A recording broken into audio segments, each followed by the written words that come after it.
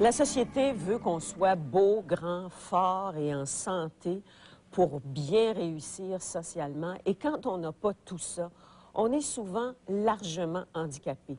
On vient de le voir dans un témoignage juste avant la pause, celui de Linda Ross, mais il y a plein de gens qui nous écoutent, qui ne se sentent pas comme les autres, puis qui passent leur vie à pleurer sur leur sort et à se dire « il faut que je compense par autre chose, il faut que je compense par le paraître ».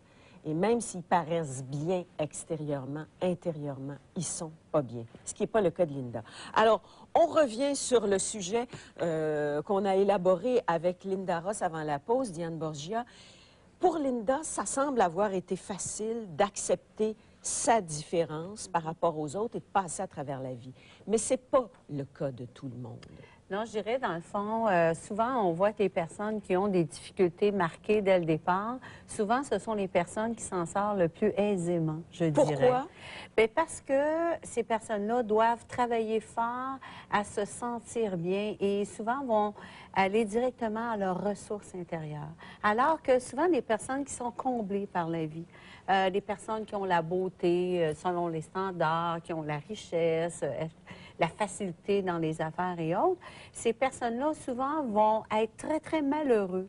Mais comme ils se font dire, bien, tu as tout pour être heureux, bien, alors là, ils vont continuer à axer sur le paraître. Et souvent, c'est beaucoup plus tard que ces personnes-là vont avoir l'élément déclencheur, je dirais, pour aller voir à leur intérieur et accepter qu'ils ne sont pas bien, qu'ils sont malheureux. Mais est-ce à dire qu'un cas comme celui de Linda, où la mère a été très importante dans l'acceptation de ce qu'elle était et lui a donné les ressources pour se débattre, parce que c'est ce que vous me disiez tantôt, ma mère était forte, ma mère poussait, puis ma mère était fière de moi, donc ça m'a aidée. Est-ce que dans le cas de personnes qui sont belles, qui ont tout pour réussir, cet élément-là est un élément manquant? Bien, comme je disais tantôt, vous savez, de se faire dire par tout le monde, tu as tout pour être heureux, tu as la beauté, tu as l'argent, tu réussis bien. Ces personnes-là, c'est difficile pour elles d'admettre qu'elles sont malheureuses et qu'elles mettent beaucoup d'efforts et d'énergie dans le paraître. Vous savez, quand on est dans le paraître, on est dans deux verbes. On est dans l'avoir, hein, parce qu'il faut avoir. Avoir une belle voiture, c'est ça, la possession. Avoir une belle voiture, avoir une belle peau, avoir un beau gabarit, etc. Donc, on est souvent dans l'avoir. Et aussi, d'autres, c'est dans le faire. Donc, faire parfaitement, réussir, ne pas déplaire, dépasser, se dépasser très souvent. Donc, c'est des personnes qui se poussent continuellement pour démontrer aux autres que, dans le fond, ils ont réussi, qu'ils sont quelqu'un. Donc, mais dans le fond, souvent, ces personnes-là, il y a un grand vide intérieur, il y a une grande, grande souffrance qui est difficile à s'admettre, très difficile à s'admettre, et que souvent, les personnes, c'est très tard qui réagissent, qui font quelque chose. Ouais. Linda, est-ce que ça vous est arrivé, vous, de sentir le besoin d'en donner plus que le client demandait? J'ai toujours fonctionné comme ça. Ah bon? Oui. Donc, il y avait un petit moyen de défense dans votre affaire. Oui, mais je pense qu'on n'a pas le choix, comme l'emploi, mon emploi.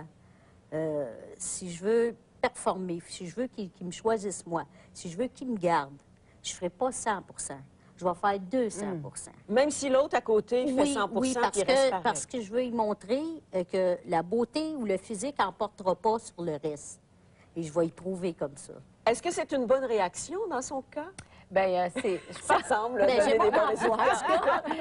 mais c'est sûr que on a tous, hein, tous et chacun, on a un peu cette tendance à croire qu'il faut en donner beaucoup plus, qu'il faut performer. On est dans un monde de performance, bien sûr. Mais j'écoutais Linda et ce qu'elle semble dire en même temps, c'est qu'elle se respecte là-dedans. Il y a des gens qui ne se respectent pas, qui vont dire « je vais donner plus qu'on m'en demande, mais au détriment de ma santé, au détriment de ma famille, au détriment de d'autres domaines de ma vie. » Donc, à ce moment-là, ces personnes-là, très vite, on les retrouve avec vidées, hein, peu d'énergie, difficulté de fonctionner. Mais être soi-même, malgré les handicaps, malgré le peu d'argent, malgré un paquet d'affaires, malgré une grande beauté mais une douleur intérieure, ça veut dire quoi? D'abord et avant tout, quand on parle d'être dans son être, c'est cesser de performer pour l'extérieur. C'est-à-dire prendre conscience qu'à l'intérieur de soi, on a une vie. Hein? La vie émotive d'abord, émotionnellement, comment je me sens, comment moi je me vois. Et bien souvent, quand on fait ce travail sur soi, on découvre qu'il y a une petite partie en nous. Pour certains, c'est la partie divine. Pour d'autres, c'est l'énergie cosmique. Pour d'autres, c'est la partie de Dieu. Peu importe le nom qu'on donne. Mais l'être ou le soi, c'est vraiment le cœur de qui on est. Et que quand on travaille sur soi, on découvre cette partie importante. Et l'ego, à ce moment-là, on a à travailler à diminuer notre ego. Tu parles de l'ego au sens négatif du Oui, terme. dans le là. sens, l'ego, je parle de personnalité, tout ce qui est dans les croyances, le paraître, le vouloir, le faire, tout ça, c'est dans l'ego.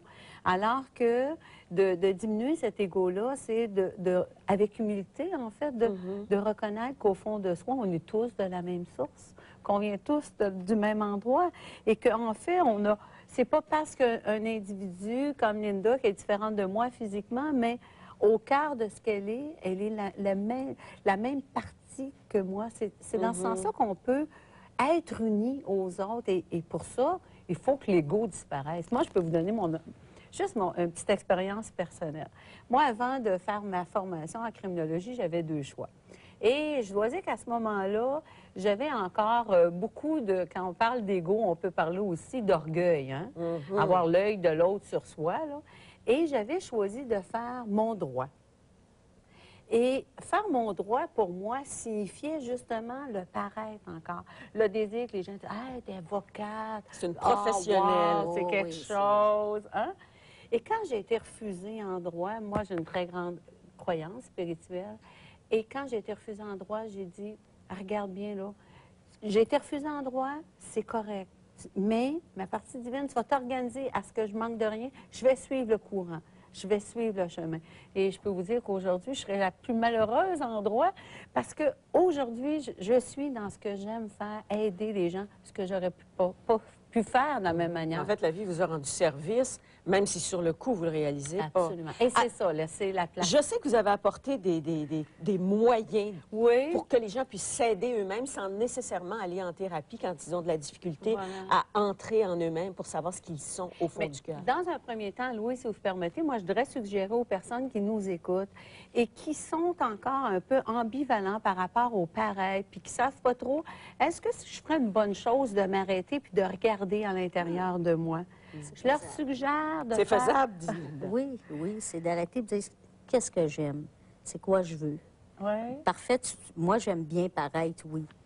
Mais c'est pour moi, là, c'est pas pour mon mari, c'est pas pour ma fille, c'est pour mon moral. C'est ça. Je me sens bien, je suis belle, parfait, il me semble que toutes les portes s'ouvrent, c'est...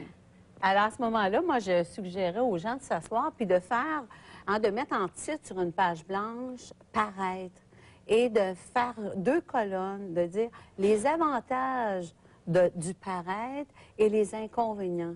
Et rapidement, je pense que la plupart des gens vont se rendre compte que les inconvénients du paraître sont très grands.